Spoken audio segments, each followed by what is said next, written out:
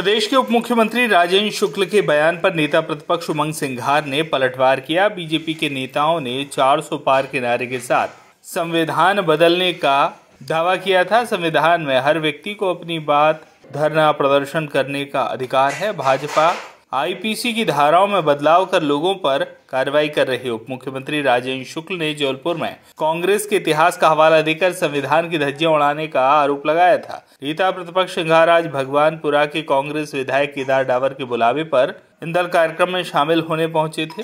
RSS प्रमुख मोहन भागवत के अयोध्या में राम मंदिर बनने पर देश को मिली स्वतंत्रता के बयान पर कटाक्ष किया। मोहन भागवत ने देश के शहीदों और स्वतंत्रता संग्राम सेनानियों के अपमान पर माफी मांगनी चाहिए कहा। पीसीसी अध्यक्ष जीतू पटवारी का वरिष्ठ नेताओं से समन्वय नहीं होने पर उमंग सिंघार ने कहा, कांग्रेस विधानसभा से लेकर सड़क तक विपक्ष की भूमिका में विधायक दल और संगठन में समन्वय है।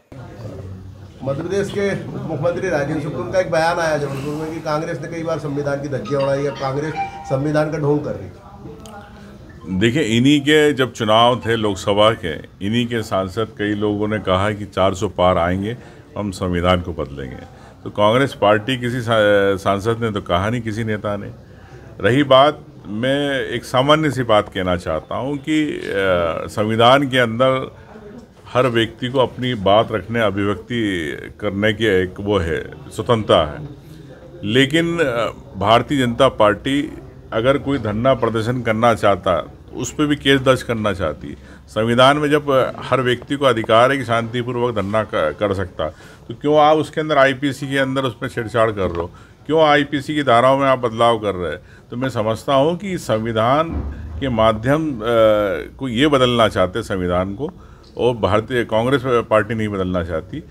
और आप जिस प्रकार से मोहन भागवत जी का बयान आया कि रामलला का मंदिर बना तो भारत स्वतंत्र आज़ाद हुआ, लेकिन मैं मोहन भागवत जी से कहना चाहता हूं कि जो 1947 में जिन शहीदों ने, जिन स्वतंत्रता संग्राम सेनानी, जो ऐसे लोग शहीद जिन्होंने पूरे देश को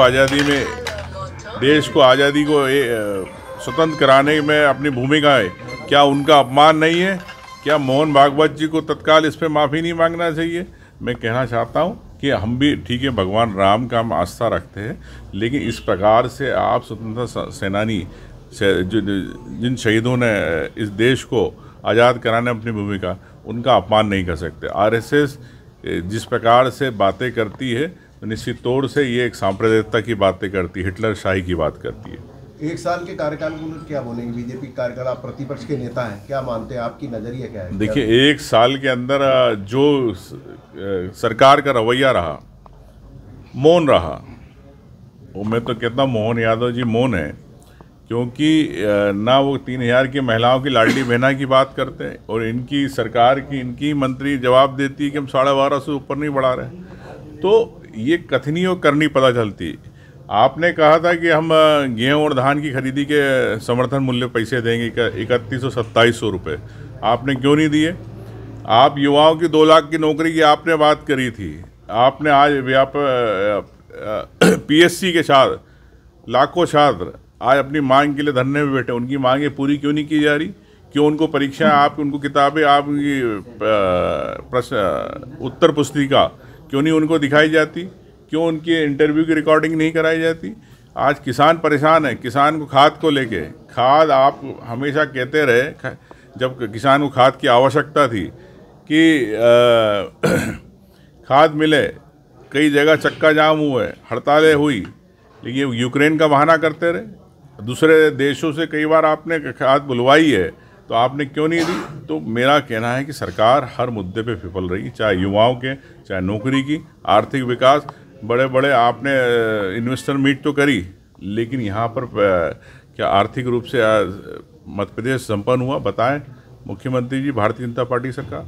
पीसीसी अध्यक्ष जीतू पटवारी जी, ऐसा कहा जाता है कि समन्वय नहीं है वरिष्ठ नेताओं से, और जिस प्रकार से विपक्ष की भूमिका रहना चाहिए, कमजोर लग रही कांग्रेस। देखिए, मुझे लगता है कि जिस प्रकार से विधानसभा चल रही है, और विधानसभा में हर मुद्दों को उठा रहे, पहले तो विधानसभा चलती नहीं थी, अब पूरे 5 दिन चल रही है। अगर 5 दिन का सत्र है, तो मैं समझता हूँ कि पूरे विधायक मिल के कांग्रेस पार्टी के साथ जनता की आवाज़ उठा रहे हैं और पूरा संगठन और विधायक दल में पूरा समन्वय, ऐसी कोई बात नहीं। और अभी जय खरगोन से जाकिर खान की रिपोर्ट।